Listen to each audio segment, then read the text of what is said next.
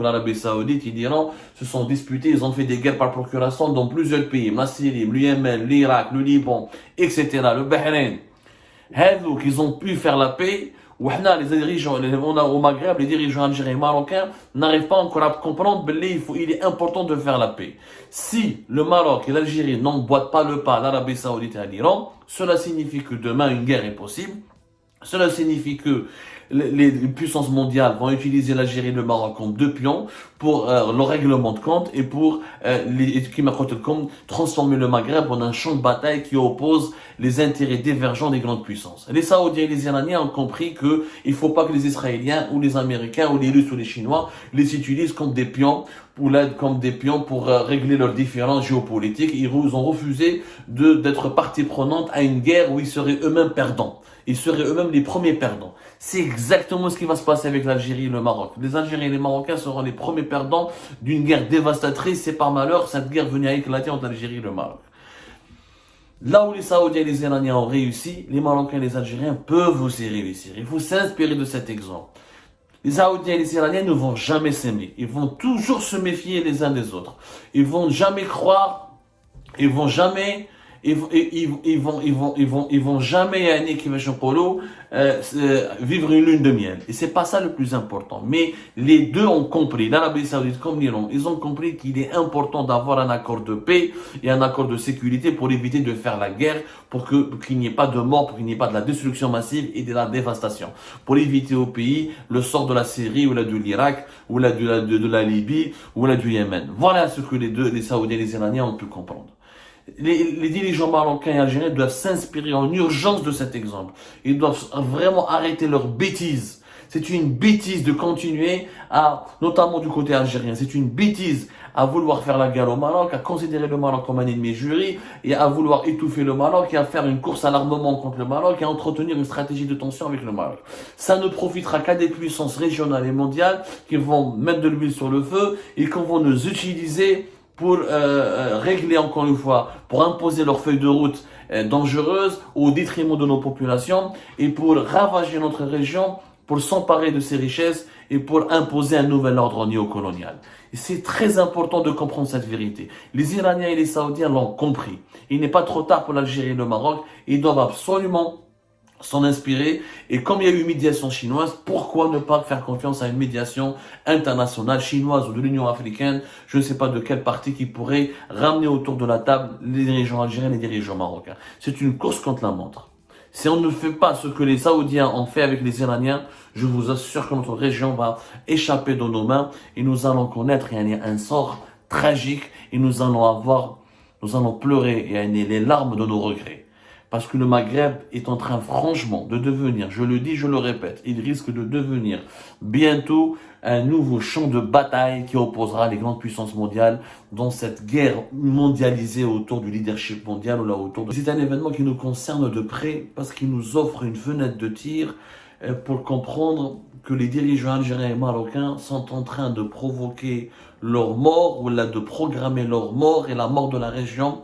Là où d'autres pays, des rivaux qui étaient dans des rivalités beaucoup plus meurtrières et beaucoup plus violentes que celles que nous connaissons d'Algérie et le Maroc, ont pris conscience de l'importance d'une réconciliation pour éviter une guerre dévastatrice. Je parle naturellement de l'accord signé le 10 mars 2023 à Pékin entre l'Arabie Saoudite et l'Iran, les deux pays ennemis du Moyen-Orient, les deux pays, pratiquement les deux puissances régionales, les pays les plus rivaux de la planète, les deux pays qui étaient divisés et séparés par une rivalité atroce depuis de nombreuses années et entre lesquels il n'y avait plus aucune relation diplomatique depuis 2016, ont décidé de se réconcilier, de rétablir leurs relations diplomatiques en marge d'un accord qui a été signé le 10 mars 2023 à Pékin lors d'une médiation chinoise qui a abouti donc à un accord je dirais peut-être pas réconciliation, le mot réconciliation est peut-être trop à prononcer, trop accentué, un peu lourd de sens, mais en tout cas c'est un accord de non-agression. Les Saoudiens et les Iraniens ont décidé de rétablir leurs relations. L'ambassade, l'Arabie Saoudite va rouvrir son ambassade à Téhéran. L'Iran va ouvrir son ambassade à Riyad dans un délai de 2 mois. Et les deux pays donc s'engagent à ne pas s'agresser mutuellement. C'est un tournant majeur dans les relations géopolitiques dans la région. Où bzef d'entre nous, en tout cas en Algérie comme au Maroc, nous n'avons pas suffisamment analysé l'impact et l'ampleur de cet événement. Alors, d'abord, il faut savoir que l'Arabie Saoudite et l'Iran est une vieille histoire d'hostilité.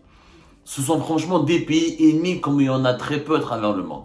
Il y a l'Algérie, le Maroc, quand on compare l'Algérie, l'hostilité Algérie-Maroc face à l'hostilité Arabie Saoudite et Téhéran, franchement, le problème algéro-marocain, c'est du flanc. C'est même de la chantilly. C'est un non-problème, même par rapport à l'ampleur de la gravité des problèmes qui opposent l'Arabie Saoudite à l'Iran. Je rappelle, depuis 1979, depuis qu'il y a eu la révolution islamique, et en Iran, l'Arabie Saoudite a opéré un tournant anti-iranien et que les monarchies du Golfe ont créé, d'ailleurs les monarchies du Golfe, les gens, parce que par manque de lecture, là, par manque de lucidité, on s'intéresse pas à certains événements clés de la région qui nous concernent directement. Les pays du Golfe, face à la révolution chiite, face à la révolution islamique de l'Iran de 1979, ont pris rapidement peur. Ils ont bien compris que le chiisme va représenter une menace fondamentale contre leur sécurité et leur souveraineté. Oui, je dis les pays du Golfe, ils ont créé ce qu'on appelle le Conseil de coopération du Golfe,